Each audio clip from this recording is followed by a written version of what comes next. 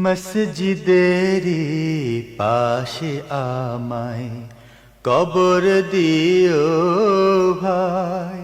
মসজিদেরই পাশে আমায় কবর দিও ভাই, যেন গড়ে থেকেও মুয়াজ্জিনের আজান শুনতে পাই। কবি নজরুলের এমন আকাঙ্ক্ষার কথা বেঁচে থাকতে হয়তো জুলাই বিপ্লবের লড়াকু যোদ্ধা শরীফ ওসমান হাদিও করেছিলেন। আজ সেই কথাই সত্য হয়ে উঠেছে। বিদ্রোহী কবি কাজী নজরুল ইসলামের পাশেই চিরনিদ্রায় শায়িত হলেন ওসমান হাদি। শনিবার দুপুরে বিপ্লবী হাদির জানাজায় অংশ নিয়েছে লাখ লাখ মানুষ। সবার ভালোবাসা আর দোয়ার ভারে আকাশও নীরব হয়ে গিয়েছিল। শেষকালে এমন দৃশ্য যেন সবাই প্রত্যাশা করেন, কিন্তু খুব কম মানুষই তা অর্জন করেন।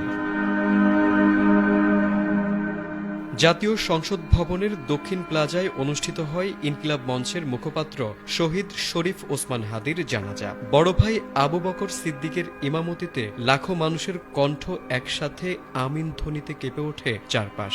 সেই কাতারে ছিলেন দেশের শীর্ষ রাজনৈতিক ও ধর্মীয় নেতারাও।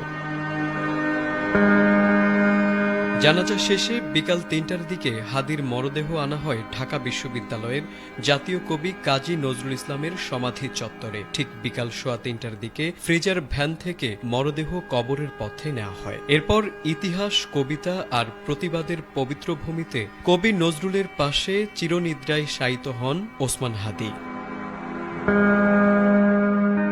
কবরস্থানের চারপাশে কঠোর নিরাপত্তা, পুলিশ, র্যাব, বিজিবির ছিল কড়া নজরদারি। কিন্তু এই কড়া ব্যবস্থার মাঝেও মানুষের আবেগ থামানো যায়নি। চোখের জলে, নীরব প্রার্থনায় প্রত্যেকেই নিজের মতো করে বিদায় জানাচ্ছিলেন এই প্রিয় মানুষটিকে। ওসমান হাদির চলে যাওয়া কেবল একটি জীবনের সমাপ্তি নয়, এটি একটি আদর্শের স্মৃতি হয়ে রইল। নজরুলের পাশে শুয়ে তিনি যেন বলে গেলেন, জীবন ক্ষণস্থায়ী কিন্তু অবস্থান চিরস্থায়ী। যে জীবন মানুষের হৃদয়ে জায়গা করে নেয় তার জন্য কবর শুধু মাটির নিচে নয়, ইতিহাসের পাতাতেও রচিত হয়।